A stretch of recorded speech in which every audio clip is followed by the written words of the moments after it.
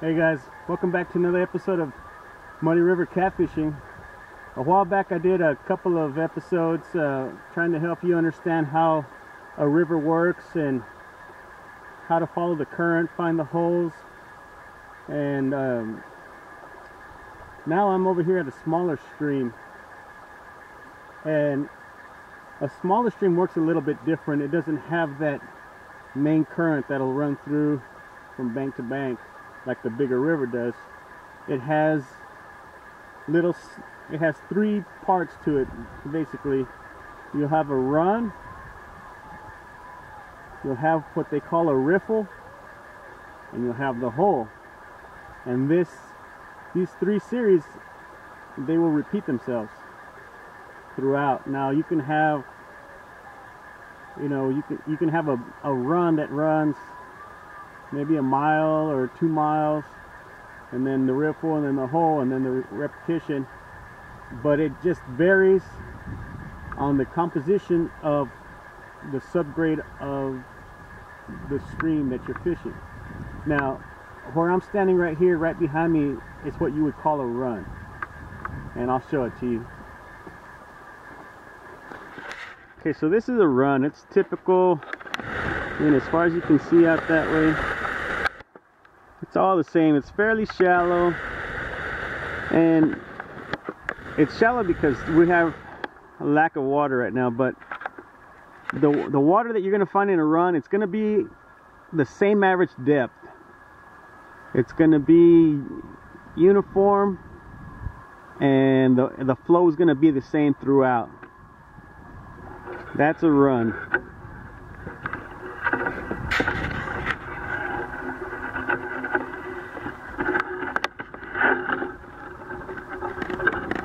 Oh, that's the run. Alright, so I've showed you the run. You will find fish in the run.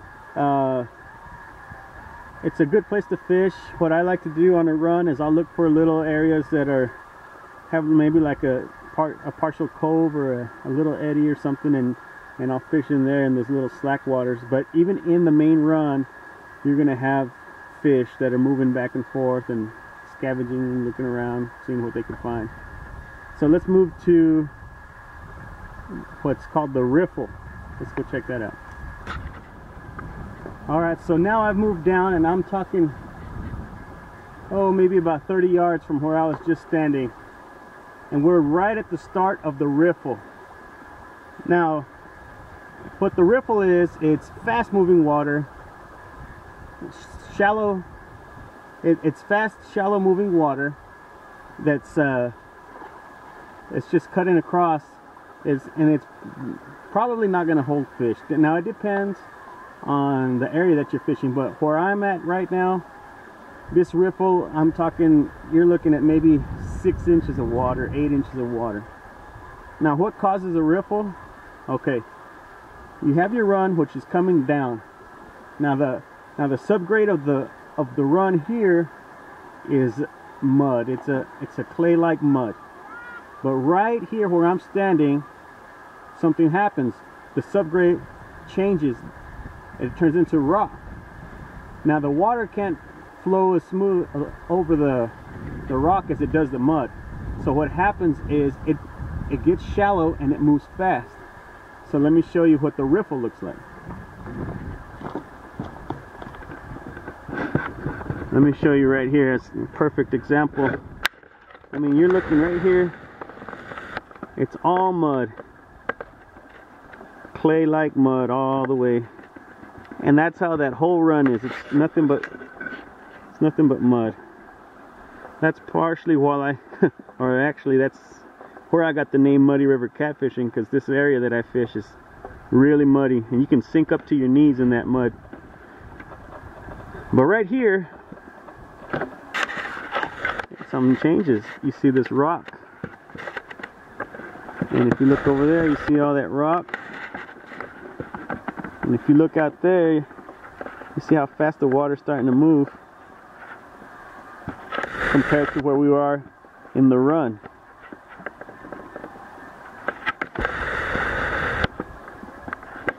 You see it right over there. That water's moving much faster. it's all because it's flowing over these rocks.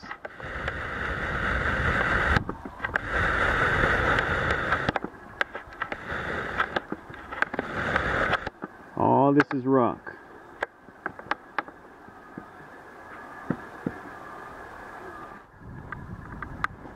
Okay, so now you understand how the riffle starts. It's the run hitting a hard bottom and turning shallow and running faster over the top of that rock or solid base of whatever's underneath that stream of yours that you're fishing in. So once it flows over and it runs out of rock, that's where the hole starts. So let's go to the hole and you can see that. Alright, so I'm right at about the end of the riffle. Now what happens here is the water flowing over the rock suddenly finds soft ground again.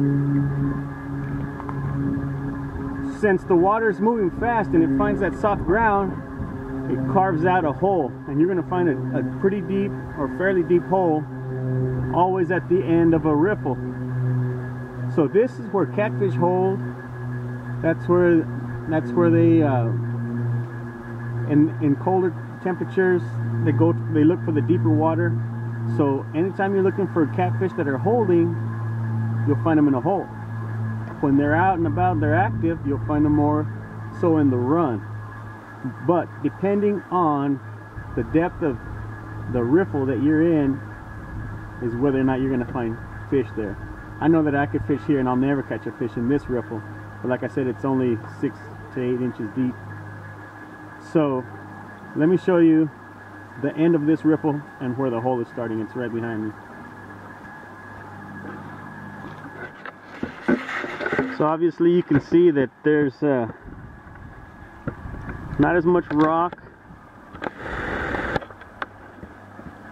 and it's starting to turn into mud, and you've got that fast moving water coming around that bend there, and as that water hits that soft mud, it carves out the hole. So once that water slows down, and it's gonna be probably just a little further back than what I can catch on video here, but once it slows down and starts kind of churning, that's where your hole's gonna be. You can see that the water's already slowing over there. You can see that smooth spot of water, which tells me it's probably deeper over there. So your chances for fishing in a hole like this are pretty good, and knowing what you know now from this video, you'll know that it's going to be deeper there. Alright, so this is my little explanation on a run, a riffle, and a hole, and that's the sequence that it is, and I showed it to you right here. So whenever you're fishing on the stream, look for a run, look for the riffle, you'll find the hole, fish the riffle, fish the holes and fish the runs, and you should be in good shape. So as always, take care, and we'll see you next time.